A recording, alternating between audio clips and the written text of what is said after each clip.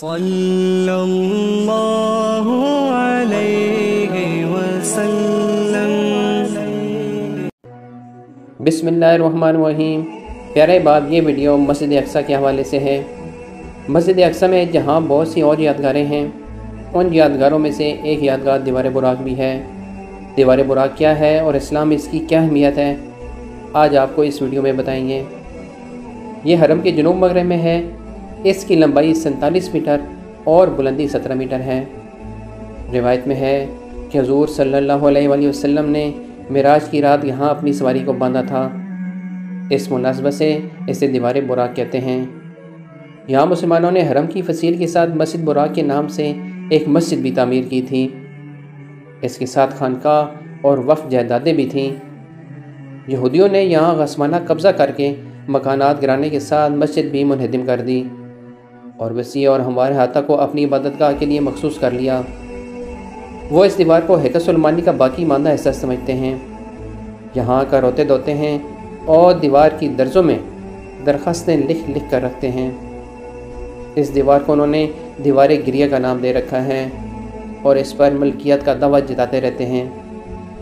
ان کے اس اتقانہ اور بے بنیاد دعوے کی وجہ سے فلسطینی مسلمانوں کے ساتھ 1929 میں ان کی اس وقت زبردست جھڑپ ہوئی، جب یہاں صہیونی جھنڈا گانے اور مذہبی رسوم ادا کرنے کی وجہ سے مسلمانوں میں اشتعال پھیلا۔ مسلمانوں نے ان کی یہاں رکھی ہوئی میز کرسیاں الٹ دیں اور دیوار میں سے کئی پرچے نکال کر پھاڑ دیں۔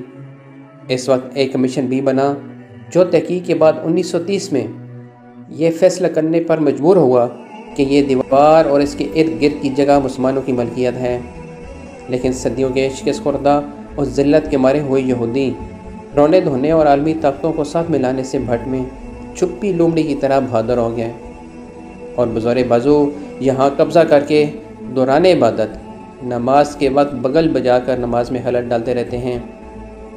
سوچنے کی بات یہ ہے کہ جب یہودوں نے اپنے انبیاء علیہ الصلوۃ والسلام کی زندگی میں ان کی نافرمانی کی اور گستاخی کی، ان کی وفات کے بعد ان کی لائی ہوئی کتب میں تعریف کی اور ان کی صحیح ہدایت کے باوجود پیغمبر آخر زمان نبی کریم صلی اللہ علیہ وآلہ وسلم پر ایمان نہ لائے، تو اب ان کا رونا دھونا کیا کام آ سکتا ہے؟ اور انبیاء بنی اسرائیل یہ حضرت سلیمان علیہ السلام کی وراثت کا دعویٰ کس طرح درست ہو سکتا ہے؟ نیز یہ کہ جب یہ دیوار سینکڑوں فٹ طویل دیوار کی ہم شکل اور اس کا ایک حصہ تو مسلمانوں کا تعمیر کردہ ہو، یہ کس طرح ممکن ہے کہ یہ ٹکڑا ہیکل سلیمانی کا بقایا ہو؟ ناحق دعوے کا واویلا اب مدعی کی سمجھ میں آتا ہے جو دلیل سے نہیں طاقت سے دیا گیا ہو۔ دوستو، سب احباب سے گزارش ہے کہ یک زبان ہو کر تمام فلسطین کے مسلمانوں کے لیے، کشمیر کے مسلمانوں کے لیے، یا جہاں کہیں بھی مسلمان ظلم کی چکی میں پس رہے ہیں، اللہ پاک ان کی غیبی مدد فرمائے اور ان کو اس ظلم سے نجات دلائے، اور جو بھی ان کے اوپر ظلم کیا جا رہا ہے، اللہ پاک ان وقت کے فرعونوں کو نشان عبرت بنائے۔ آمین۔